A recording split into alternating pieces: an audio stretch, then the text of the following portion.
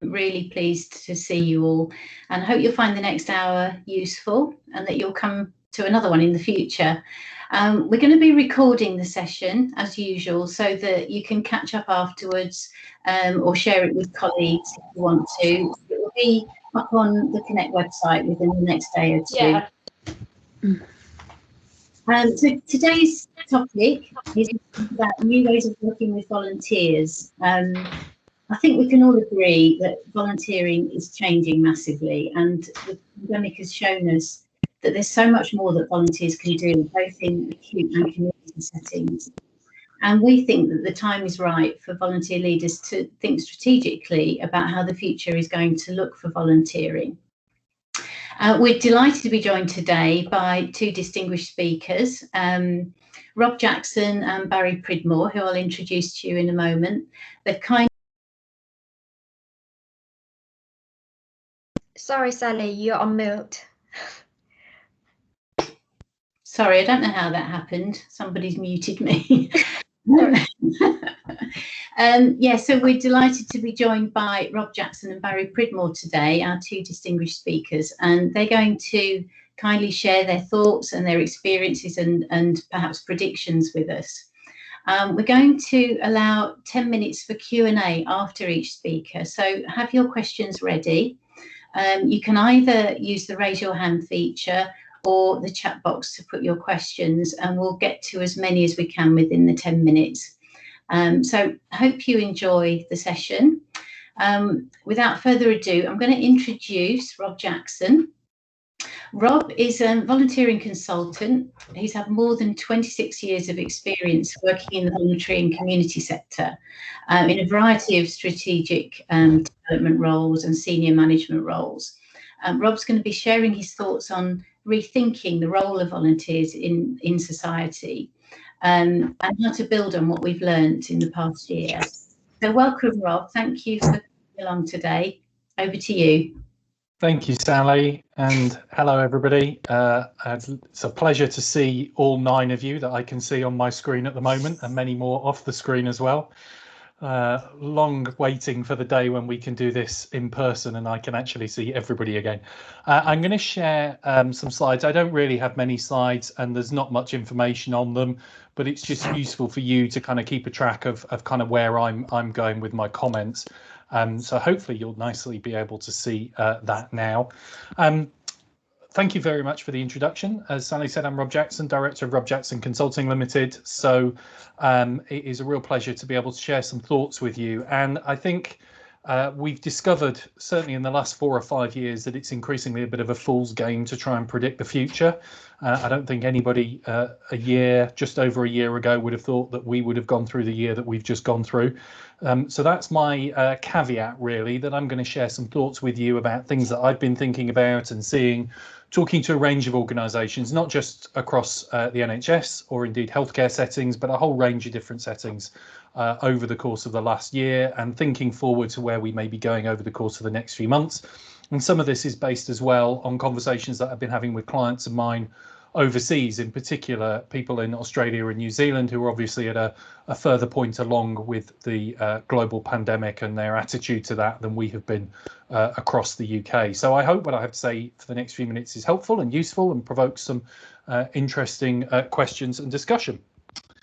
So I think the first thing to say, one of the things that I've found quite reassuring over the course of the last year is that in many ways, the issues that we have had to grapple with around volunteer engagement haven't been that much of a surprise. They were issues that we knew that we were going to have to grapple with over the course of the next 5 to 10 years anyway. It's just that the speed with which we've had to encounter them was accelerated massively, in some cases in less than 24 hours. And there's a wonderful quote that I've used numerous times over the course of the last year from Nhs Sharma, who was, may well still be, the chief global strategist at Morgan Stanley, who wrote a piece in the New York Times where they said crises rarely change anything, they simply accelerate existing trends. And for me, that's given quite a lot of comfort, actually, that those of us who were thinking about the kinds of issues that I'm going to briefly summarise on the next slide, we were already doing this thinking before the pandemic came along, and many of the issues that we now face are those same issues sped up in implementation. To give you an example, if any of you have seen the Understanding and Engaging 21st Century Volunteers presentation that I've done many times over the course of the last decade since going freelance, lots of the issues that we've experienced in the last year have been things that I've been talking about, and for 10 years, and others for much longer than me. So to give you some examples of that, the changes that we've seen in volunteer engagement over the last year that we knew were coming anyway. Demographics and diversity. Sorry, someone is on mute.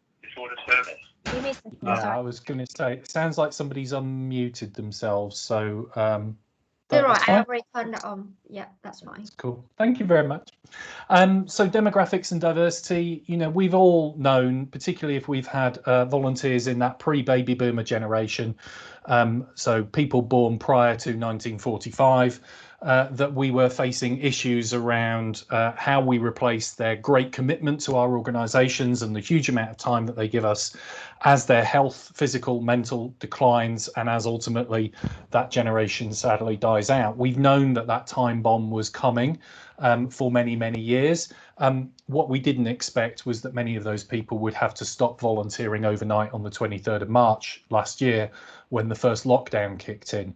So we knew and we were aware that many of the issues that we were having to deal with demographics were coming along the pipeline. They just happened quicker.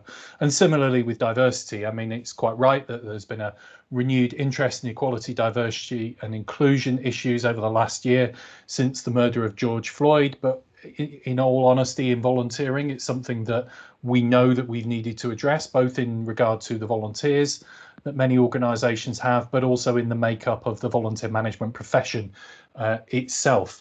And I can remember publications being written on that very same issue 25, 26, 30 years ago. So these are not new issues that we are grappling with in many ways. The second one, just to highlight on here, was around technology. And I've joked quite often over the course of the last year that in January of 2020, if I'd asked a lot of volunteer managers, would their volunteers be willing to go on things like Teams and Zoom and do more and more online? Many volunteer managers would have said absolutely not. Volunteers would push back against that massively across all age groups. Didn't just have to be older people, which is what we automatically default to. And I think we've put pay to that lie over the course of the last year that volunteers reluctantly in many cases have quite happily adapted to the technology and are using it more to stay connected with each other, to stay connected with organisations, and in some organisations the huge boom in online volunteering, which is a concept some 35 years old but has really gained a lot of prominence and focus during the course of the pandemic. Short-term and flexible opportunities have become more commonplace over the last year. Not least in the way that we've seen the growth of mutual aid, or the supposed growth of mutual aid, and people being much more flexible and adaptable in the way that they support individuals and communities that they volunteer in, but also in the need for maybe some of those volunteers who are giving time remotely to be able to fit their volunteering in around home working, homeschooling arrangements, and all the complexities that life has thrown at us over the course of the last 12 months. And increasingly, what's been important, and this was evidenced in research that was published by NCVO some 2 years ago now, which you may have seen, called Time Well Spent, that there is a growing emphasis on delivering a great volunteer experience from start to finish, and people having a really positive, fulfilling and rewarding experience, as well as one that is easy to access, a point that we'll come back to in a couple of minutes' time.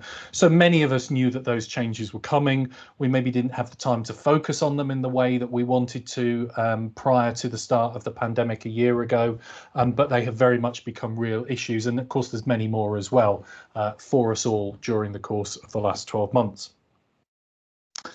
So shifting from that kind of focus, I just want to use the last remaining time to talk very briefly about 5 things that I think we're going to come up against over the course of the next year, 18 months, 2 years, as hopefully across the UK the pandemic eases and lockdown eases, and we get back to whatever some form of normality is going to be in our lives. So the first one, and this is an issue I've been talking about for 6 to 9 months, but is increasingly becoming a live issue for many organisations that involve volunteers, is around policies for returning volunteers. So what policies are we going to have in place when volunteers return, if they haven't returned already, around COVID-safe workplaces and COVID-safe compliance? But also increasingly there is attention, and this is across paid staff and volunteers, to what employers are going to do around whether or not paid staff and volunteers have been vaccinated, have access to vaccines, what in the charity sector, for example, is going to happen around fundraising events, mass testing and vaccinations. All of these are new areas of policy, new areas of risk management and risk awareness that we are going to have to deal with. Of course, in NHS settings, many of you will have been dealing with these as very live issues for the course of most of the last year. But in many organisations, these are issues that they're now only having to get to grips with. And depending on which news articles you read, where unions are bringing these issues up and employers are bringing these issues up and government are bringing these issues up, we may or may not have vaccine passports. There may or may not be different positions on what we can ask of paid staff, but we're going to need to think about volunteers in that context as well. The second thing, just briefly to highlight, is I wonder if we're going to have a short-term volunteer slump. We are all now, certainly those of us in England, since Boris's announcement on Monday, counting the hours, minutes and seconds until the 21st of June, which we hope will be the day at which almost all of the restrictions will finally be lifted. At that point, I think there's going to be a huge amount of people who are going to finally be able to go and see family, friends, go out for meals, travel around the country, go to restaurants, go to the cinema, go to sporting events, go and do the things that we all used to take for granted a year or so ago.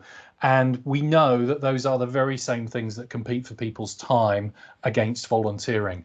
And so I wonder if volunteering may drop down people's priority lists as some sense of normality comes back in, at least temporarily. I don't think it will be permanent. And therefore they're going to be prioritising those other things. And if we look to Australia, they have just released some research that shows that volunteers are not flocking back to volunteering in the numbers that were expected after the pandemic. And of course, Australia has in general much looser restrictions and lives with COVID much more easily than we have done over the course of the last year. So there's a cautionary tale there about whether or not we're going to see a slump in volunteering as other priorities take over in people's lives at the end of the pandemic this year. Are we ready for that? How can we guard against it? The third thing I briefly want to touch on here is about frictionless volunteering, and I think this is a real challenge for those of you working in quite regulated settings where DBS checks and references and processes and paperwork and bureaucracy and safeguarding are such live issues day to day. We could debate until the cows come home whether or not we've seen more people volunteering over the last year, or we're just more aware of people volunteering over the last year. But I think it's fair to say that those who helped out in their communities through mutual aid groups, through self-organised groups on social media, had a pretty frictionless experience. They could get involved in volunteering without any of the trappings that we've all come to know, love and hate of volunteering over the many, many years that many of us have been involved in this. And in fact, if you look at something like the Nhs Volunteer Responders programme, which I signed up for on the first day last year, I was approved in fewer than 36 hours, having filled in a 5-minute form online to do activities that a week previously I would have had to have been DBS checked and checked endlessly before I was actually allowed to do that. And I think people's expectations may have shifted, that volunteering will be a more frictionless experience. It will be easier.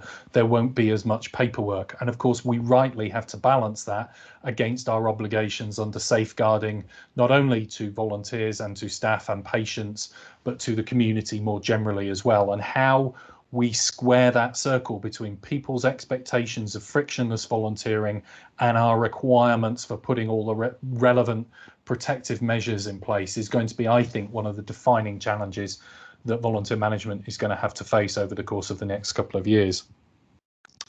The fourth thing I just quickly want to highlight on here is around building back better. Now, this may be a slightly different context, particularly for those of you in hospital settings, than some of the organisations that I work with.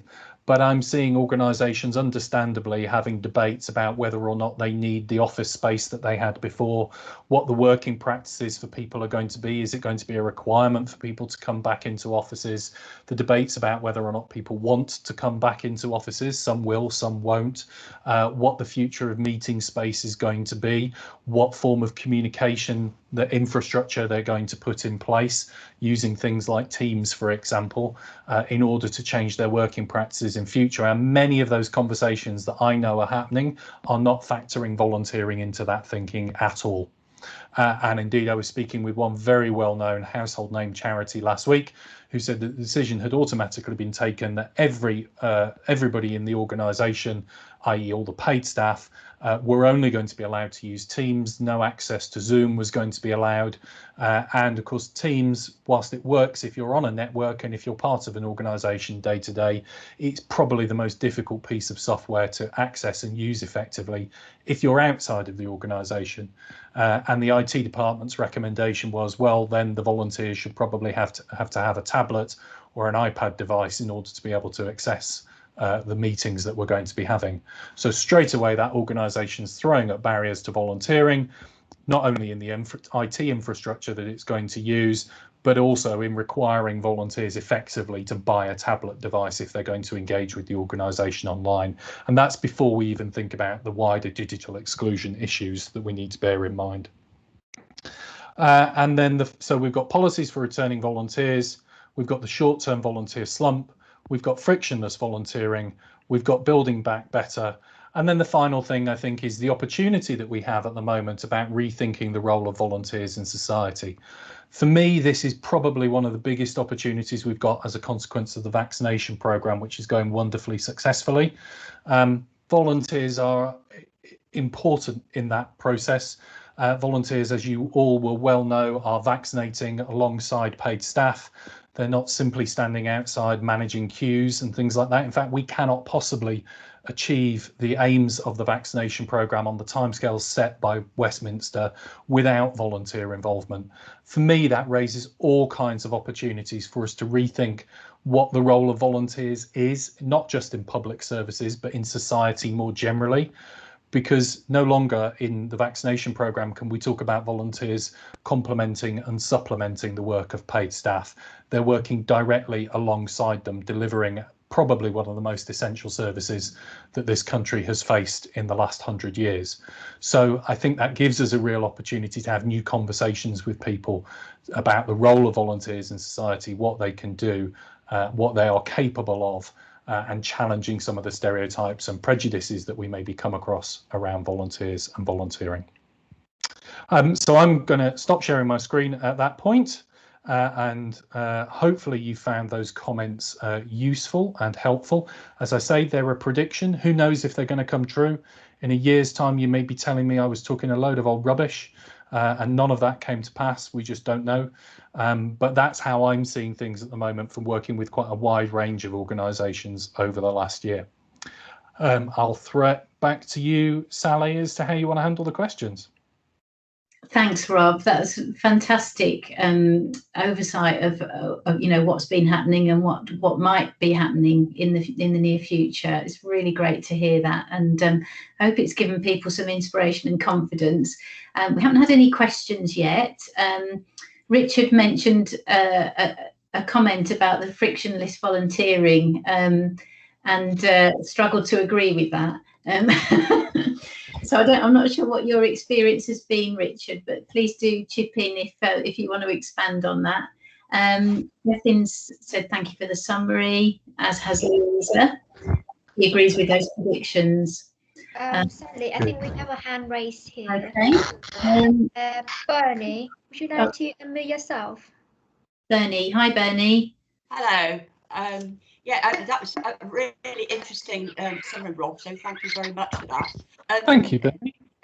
A couple of, I mean, I work for a charity, Voluntary Action North Somerset, And currently my role is leading on a programme for Serona Care and Health. And a couple of experiences that I've had is, one, trying to get volunteers back into health settings because they are so scared of doing that. So we've had to be quite creative around some of the things that we've done with more remote roles, you know, to try to encourage them back, and doing things like videos of volunteers actually in action to promote in, to try and let them see how safe it can be, you know, as long as all the right things are put in place.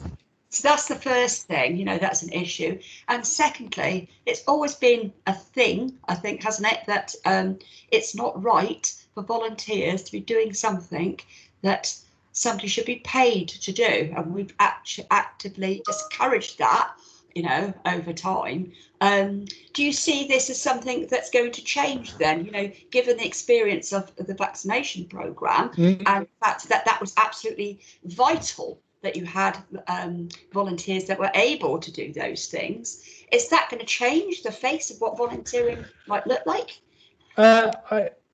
Well, I certainly hope it will bring about some change, because I think you're quite right. There's been a lot of hesitancy, and I don't think as volunteer management professionals we've always been as assertive as maybe we could do about the role of volunteers within organisations and where volunteers bring things that paid staff don't.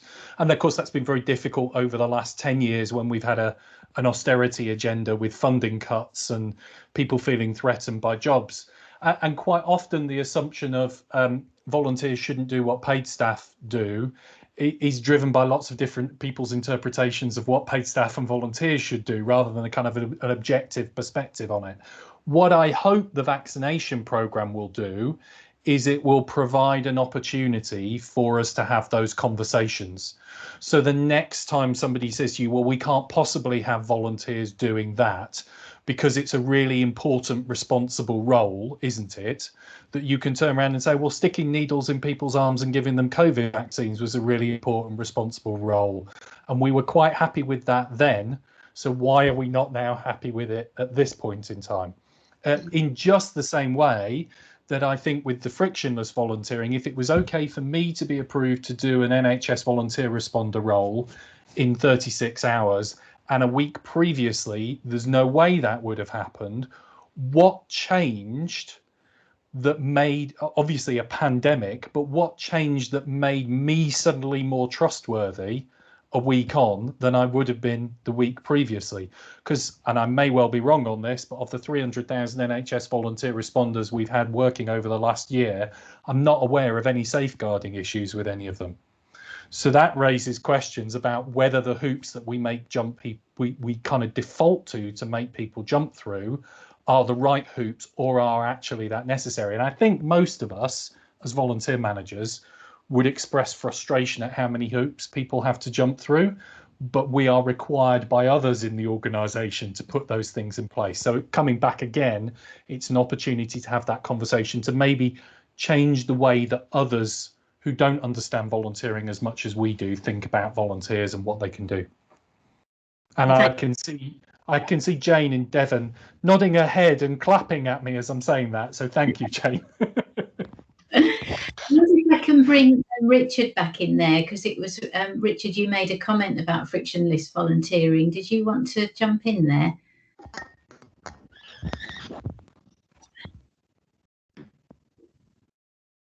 Hi, Richard, are you there?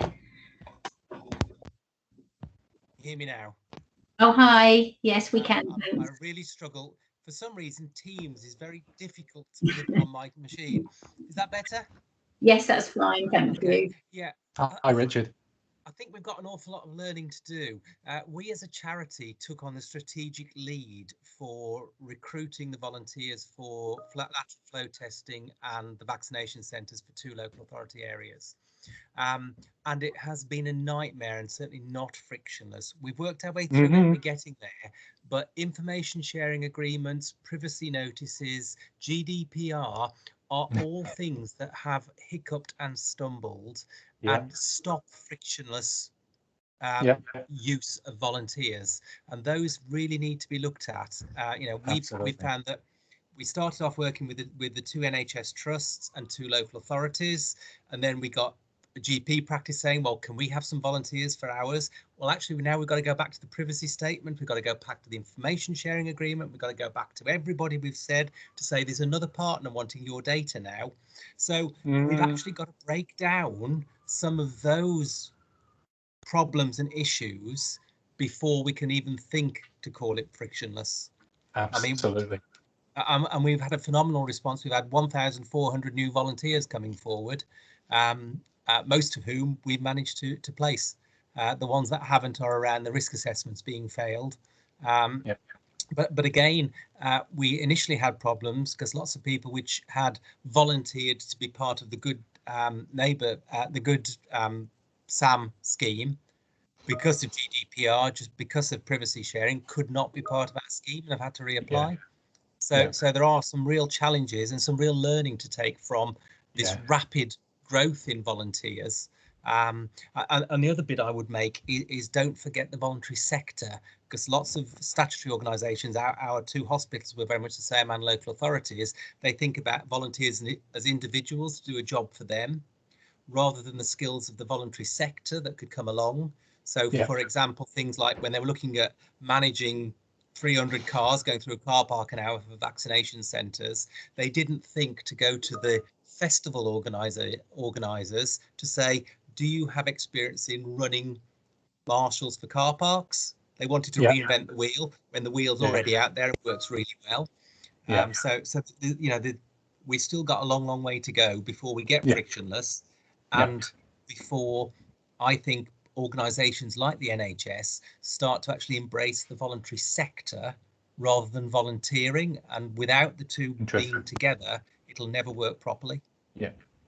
Interesting. And I thank you, Richard. I think those are very, very helpful contributions. I mean, I think the frictionless thing, we are all going to have to find our way through that over the course of the next year to 18 months. We've seen what's possible over the last year. I don't think anybody would ever advocate that you just let any random stranger walk in off the street and go and work with vulnerable clients or patients or anything like that. So it's, as in everything, it's always a balance, isn't it, of trying to make the experience as frictionless as possible for people. And that could just mean, I mean, one brilliant example of that is, why do we ask people to fill in, for example, an 8-page application form? Then we invite them for an interview and we ask them the same questions that we ask them on the application form. Why don't we just do the interview and fill the application form in with them? And not only does that make it remove a step from the process, but it also opens volunteering up to people for whom maybe English isn't a first language, or they're dyslexic, or whatever the access issue may be. So there's different ways of thinking about it, and we're all going to have to take a different position on that, or think about that within our trusts and within our organisations and our communities. The other point about volunteering and looking at the link with the voluntary sector, I know Jarina's on the call from NCVO. Hello, Jarina. But their former chief exec, Carl Wilding, said something about 2 or 3 years ago that I quote frequently, which is that we all have to remember that they're not our volunteers. We are their organisation, and they can choose to help us and others, and indeed we are their community. And so it's how we all work together in our communities to steward that resource most effectively, rather than be protective and possessive of it. And I think that's a really, really important lesson for us all. So thank you, Richard. Great thoughts. Really appreciate that. Thank you, Rob. I'd like to ask Maya from Oxford to chip in there. Maya's had her hand up for a while. Hi. Let me just take that hand down first. Hello. Hello. It's again, I'm sorry, it's coming back to the frictionless. Maybe from another perspective, is the fact that I just wanted to clarify, like, actually for me, it was the other way around. I had a lot of volunteers who applied for Royal Volunteer Scheme who couldn't get through, and then they came to me and asked me. And actually, we had to stick to the DBS and reference check and everything. So we had to do that. So my doubt was, when you mentioned you got cleared in 36 hours, I had a similar clearance done for a volunteer in the old-fashioned way.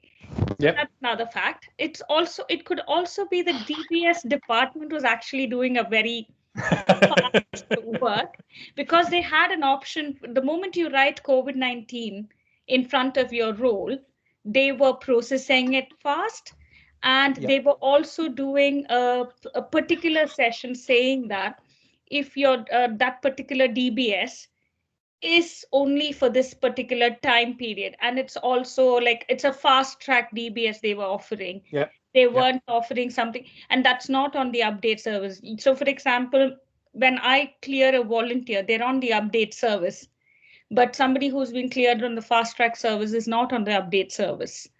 So I do think that it was maybe only a particular time. And as you said, like, okay, 1 week before you weren't eligible, but 1 week after. But saying that, I also had a doubt. Did you have an enhanced DBS when you applied for your Good Sam? No.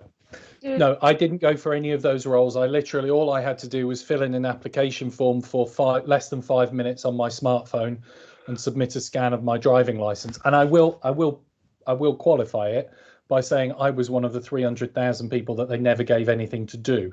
Okay. So, and I take your point absolutely about that Good Sam thing. But the other example I would give you was people in communities that I know of right around the country who, through apps like Facebook or Nextdoor, organise themselves to go and do the shopping and collect the prescriptions for vulnerable people on their housing estate, who literally all they needed to know was who the person was and the fact that they were part of a Facebook group.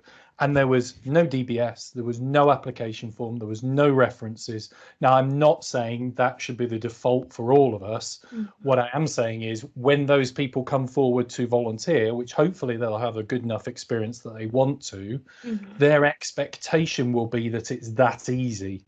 And so either we have to match that expectation, or we have to really clearly explain to them why that expectation can't be matched in our setting and help them to understand that and walk through the journey. That's really the core point.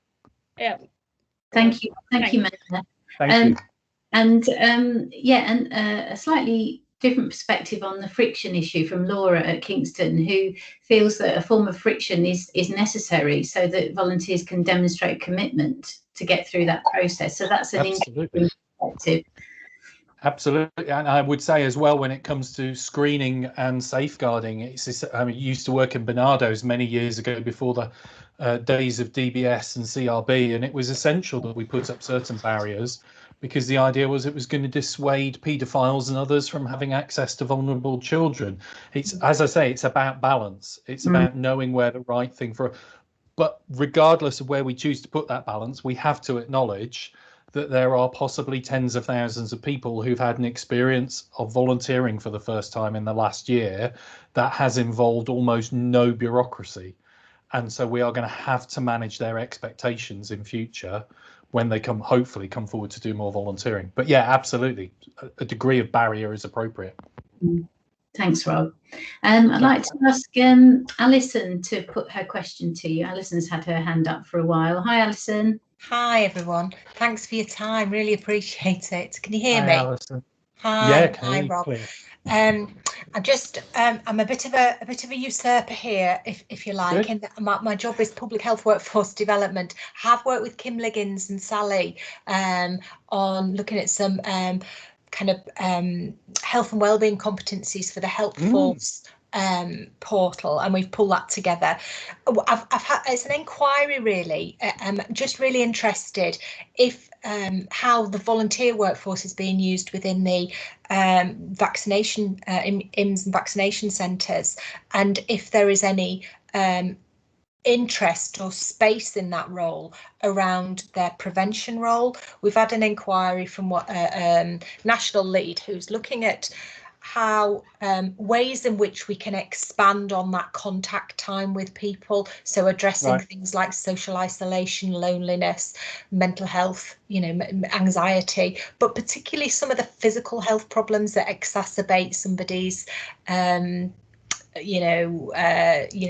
way that they will handle COVID. So obviously people with long-term conditions, overweight and obesity, the way they actually end up managing with the disease and the condition. So I'm just interested if the voluntary sector, the workforce, it is utilised in any centres. Is there any examples of that to address these issues, maybe with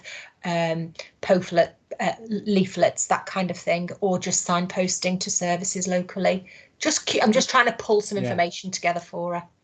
It's a really good question, and in all honesty, one I'm not very well placed to answer. There are probably many others on this call who are probably better placed to feed answers to feed answers to that through. What I do know is that, as well as obviously marshalling and as somebody said, making multiple holes in multiple people's arms to give them the vaccine, there are also volunteer roles supporting people managing their anxiety about vaccination as well, so needle phobic people, etc. So to what extent those volunteers are also giving out broader public health information, my gut feel would be to say it's going to be inconsistent across the country, because the rollout of this has been inconsistent across the country. But I would defer you to wiser people than I to answer that question. Thanks, Rob. No, just really interesting. Thank you. No, thank you. Thanks, Alison, and thanks, Rob. I think we'll move on now. There's been some really great questions, so thank you so much for participating and putting your views and comments. There's been some great comments and conversation in the chat box, which I won't read through now because that will be available to everybody to go through at their leisure, but thank you for your contributions. So I'm going to introduce Barry Pridmore now. Barry is the new chair of NAVSM, the National Association for Voluntary Services Managers in the NHS. And Barry has another hat. He's also head of volunteering at Royal Marsden. Barry's been a great friend of Helpforce and we're working very closely together. And he's kindly agreed to share his thoughts on how volunteering is evolving in his experience and how the improved practices benefiting volunteers themselves as well as the patients and staff.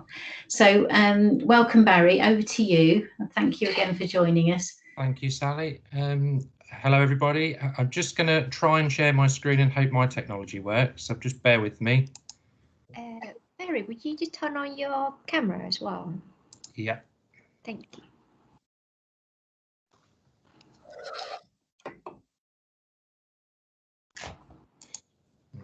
Hopefully you'll be able to see the screen of slides. Yes, thank you. Fabulous. So yes, hello everybody. As just introduced, my name is Barry Pridmore. So I'm head of volunteers at the Royal Marsden, but also chair of National Association of Volunteer Service Managers, NAVSM, who some of you may be members of, or hopefully will be members of in the future. So like Rob, I'm not going to attempt to predict the future of volunteering. So the title that I have for the slides is A Future for Volunteering, not the future for volunteering. So I just want to talk to you and just go through some of the slides that I've got here around some of my thoughts on volunteering and what's happened over the past year and how we've responded as a volunteer service. So volunteers are critical to the future of healthcare services. I don't think we have any doubt about that. NHS policy and future plans in recent times have continued to include volunteers at the heart of healthcare. For example, the STPs, the 10-year plans, the CQC key lines of inquiry, just to name a few. But although COVID initially had a devastating impact on volunteering in the NHS, Trust Voluntary Services have regrouped and volunteering is again at the forefront of service delivery, particularly having a positive impact in these areas such as loneliness and isolation, vulnerability, psychological distress, vaccination rollouts, and something that we need to consider about the future recovery of our services post-COVID. At the Royal Marsden, particularly in the area of cancer, we've got a lot to do to think about how we're going to get those services back up and running and where volunteers can play a role in that. Some examples of innovative volunteering solutions, I think, as touched earlier by Rob, and I hope I'm not going to duplicate too much of Rob's what Rob covered as well. So, just to highlight, it was recognised early in the pandemic that volunteers would play a key role in the battle against COVID-19, and this was reflected in the government's description of volunteers as key workers. People who provide a vital service and regular updates from government and public health have guided voluntary services to continue to involve volunteers safely. So as key workers, volunteers were afforded those specific rules on being able to leave home to volunteer if they're unable to volunteer from home, but also were considered equals as staff by NHS England, who made it clear that volunteers must receive the same levels of protection that staff do when volunteering. So it was good to see that at that level that volunteers were being afforded the PPE, the testing and eventually the vaccines in order to be able to enable them to continue to volunteer or to start volunteering in new opportunities. So nationally, volunteering has received widespread coverage and the recognition for volunteers is extremely high. And as volunteer leaders, we need to build on this. I think just as I was going through my presentation this morning, I think with GMTV on in the background, they were talking and thanking the volunteers who have been involved in the vaccination. So there's a lot of coverage around volunteering at the moment. So a good example of innovative volunteering that has come from the impact of COVID-19 to meet the needs of vulnerable people in a crisis is the Nhs Responders Volunteers that Rob was just talking about. This micro volunteering opportunity has enabled volunteers to register themselves, and I know that some didn't find themselves having activities or being active, but it enabled them to carry out volunteering by switching themselves between available and unavailable, making volunteering in the community flexible and enabling people to fit volunteering into their busy schedules. So not necessarily frictionless, as Rob explained, but certainly enabling the volunteer to be more flexible with their time and to dip in and dip out of volunteering as it suited them. With over 750,000 people signed up in the first 48 hours of that launch, it's another example of how volunteering was brought to the fore during this pandemic and mobilised to meet an identified need to support vulnerable people in society.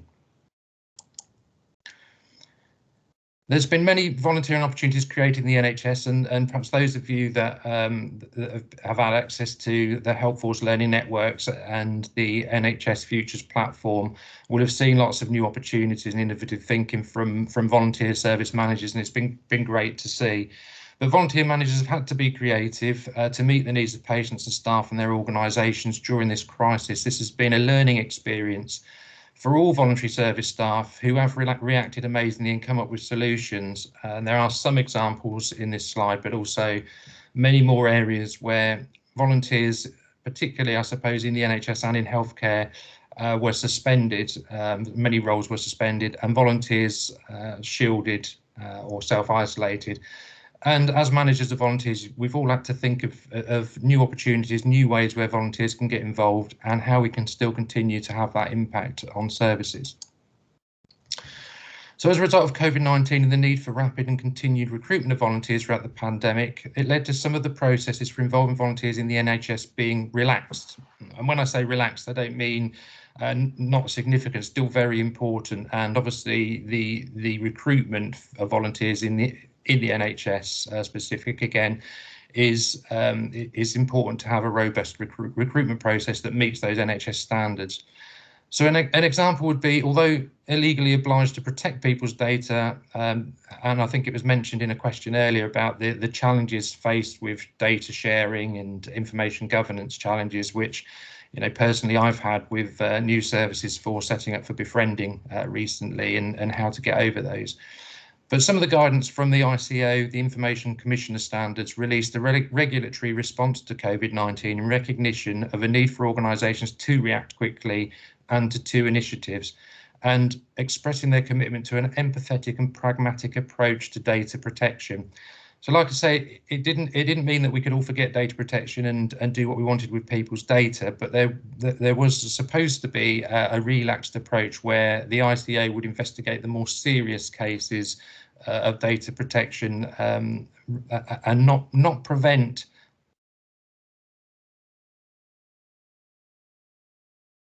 I think, can everyone hear Barry? Is it just me? I can't hear that. No, Sue, I can't hear him. It's gone completely. Okay, just give me a second. I think Barry's. Just give him a few minutes. 1 minute. Hang on. Sorry, everyone.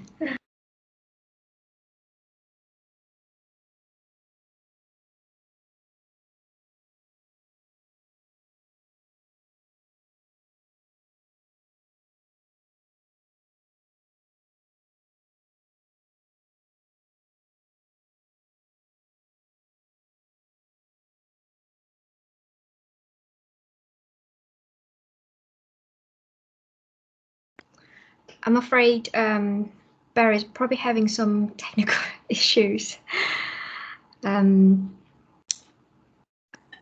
So we have. We'll ask Barry to come back again at some later different events. I think he's going to try and log in again, V. Okay. Well, we just give him a few minutes, but at the moment we can always you can always have more time to ask questions for Rob if you want to. If no one has enough chance to ask Rob questions before, is that okay with you, Rob? That's Rob, absolutely fine. I'm still here. Thank you. Rob, do you want to refer to the link you've put in the chat box very helpfully? Could you just explain what that's about? Yes. So I when Barry started talking, I had a quick review of the chat, and I know there were a number of people who were raising issues, quite understandably, and very, very good points about volunteers doing work that maybe paid staff did in the past, or doing the same work as paid staff, for example.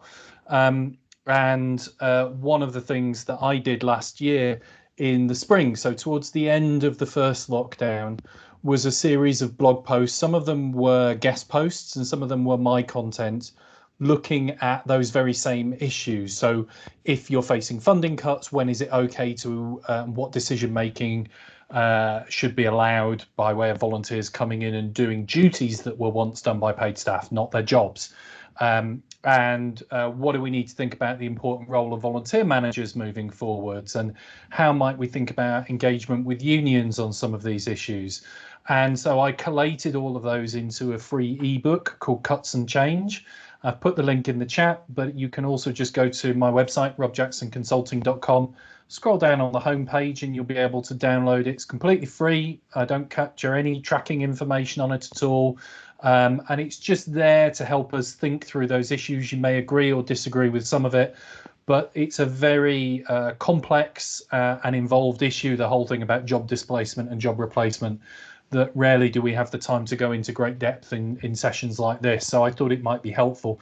I also did mention in there as well, if Jarina's still on the call from NCVO, that NCVO policy colleagues are looking at revised guidance with the unions and with the TUC around volunteering and paid work and the intersection between the two, because the old Volunteering England guidance is now quite out of date. So that is work that's progressing as well. So hopefully people will find that helpful. Thanks, Rob. And Jarina also helpfully has put a link in the chat box about the TUC and Unison and NCVO working together to improve relationships between paid staff and volunteers. So thanks for that, Jarina. I'm just looking to see if Barry's been able to join us again. I can't see that. I don't think Barry is back here yet. I might not be able to have Barry back, but we will ask him to share the presentation slides with everyone, if that's okay. I know we still have a bit about 10 minutes for your time. Just always, if you want to ask questions now, please do. If not, we can always finish early. That's okay with you, Sally? That's absolutely fine. And if anyone has any last minute comments or you want to put your hand up and chip in, please do while we're still here. But thank you so much all for joining us. It's been really great to see the enthusiasm and the willingness to share from everybody. So thank you for taking part in the discussion. If you are not yet involved in the Helpforce network, we'd really love you to think about joining, because you can come to things like this all the time, and we really, you know, the more members we can have, the more knowledge there is to share. So please do have a look at the Helpforce website, and you can find your way to the Connect platform from there, and join up very easily. So be lovely to see more people as members. Hi, Maya. Did you want to say something? Hi.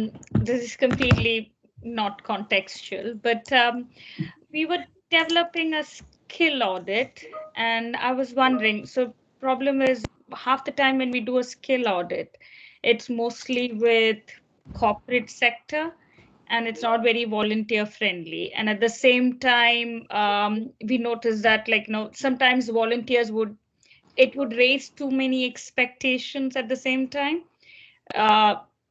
So has anyone done a skill audit for their volunteers, and if they would be able to help us? I mean, maybe in another discussion altogether. Thanks, Maya. I mean, that might be a really good one for the forum on Connect, that we can ask for some views from people, if that would be useful. Yeah, sure. I was planning. I think Jane has something to tell. Yes, Jen, you want to say something? I suppose it's related. During the pandemic, I've been asked to volunteer, recruit like mad for vaccination volunteers for our Nightingale, and it feels like I'm going at a pace way faster than I have for the year and a bit prior to that. I'm employed on a temporary contract. This hospital doesn't seem to have the resources to put into volunteering, and what I've had to do as a needs must is actually have volunteers lead for me. And I don't know if I'm treading into difficult water here, but I've got volunteers who are doing the rotas for me. You know, they can do a WhatsApp group. I can't. I don't want to be a part of all these WhatsApp groups, because that puts me with a phone that's going off all the time. But they can do that amongst themselves, and it's good for creating community. But also, you know, we're getting such highly professional and wonderful people that they've got all the skills. Let's use them. And surely that can't, you know, the staff in the hospital just do not have the time to oversee the rota for volunteers, especially with vaccination program, also with the Nightingale. So I'm just wondering, am I treading in very difficult waters, and should I not be doing this? Or is this a way forward for streamlining the way we do things and upskilling and utilising volunteers better than we have to date? What do people say about that? Yes, Richard. It's Richard again from previous. I would say use the voluntary sector in Devon and Exeter. Don't try and reinvent the wheel. You've already got people out there that could do it. Our experience in Shropshire has been that there's no way the NHS could have taken on 1,400 new people, nor could the local authorities. But as two small charities, we've been able to do that.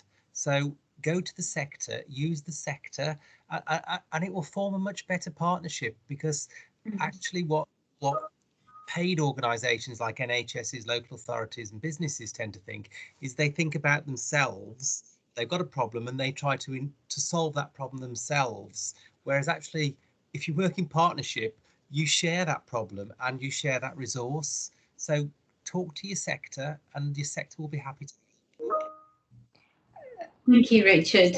Richard. And I actually just want to chip in there, actually, like Jen, if you would like some context at in Devon, you know, for the charity sector, please let us know, because we know there's some members of networks that are actually in Devon as well. So we're happy to connect you, the people you want to. That would be great, V, and thank you, Richard. Thank you, Richard. I just want to welcome Barry back. Barry, I'm sorry we lost you. Oh. Yes.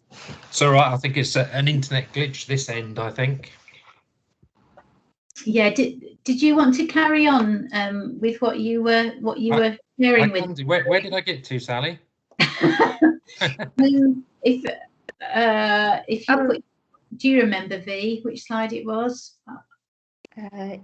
Yes, it's about the NHS response, I think, after that. Okay, yeah. I wonder if, because we only have 5 minutes left. I'm so sorry, we only have 5 minutes left. I'll just summarise. Yeah, thank you, Barry.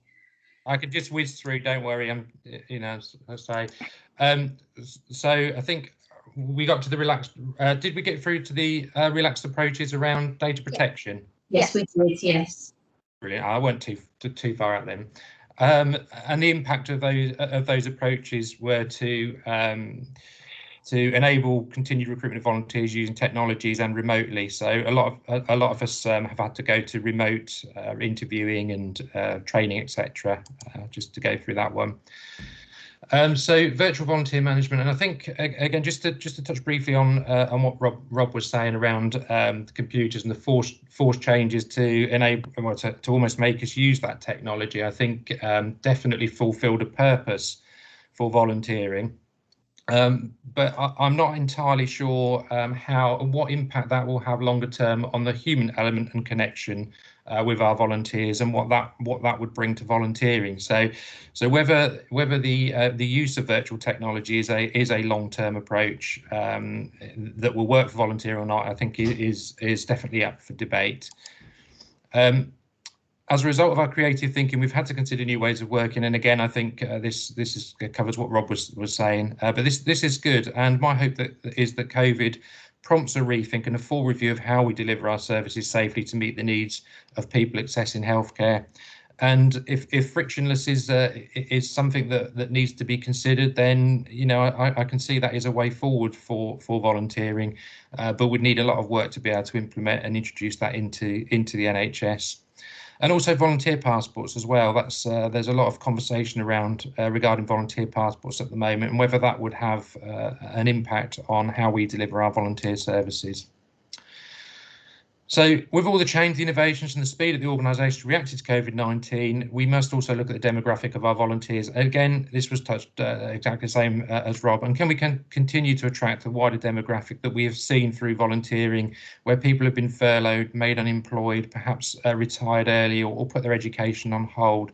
So understanding what motivates the volunteers is key to the volunteers' experience, two-way volunteering, and retaining them in the future, particularly if, as Rob predicts, we have a bit of a slump in June. So in recent times, the London Olympics and COVID-19 have escalated the profile of volunteering and showed exactly why it is vital to invest in volunteer services. National volunteer strategic organisations must build on the legacy of these events and ensure volunteering remains on the agenda and play a vital role for the future, and not just in a crisis. So that's quickly rushing through the last bit. I hope that was Thank you, Barry. I'm sorry it's been stressful for you, more stressful than you. But it's good that you were able to join us again, and thank you so much for your presentation.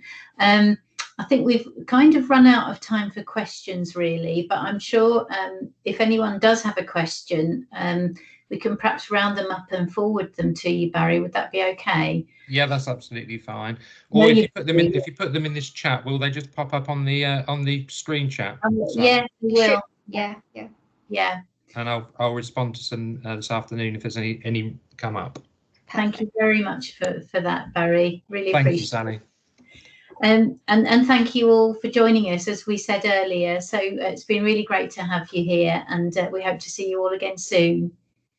Have a lovely afternoon, everyone. Thank you. Bye-bye. Bye. Thank you. Bye-bye.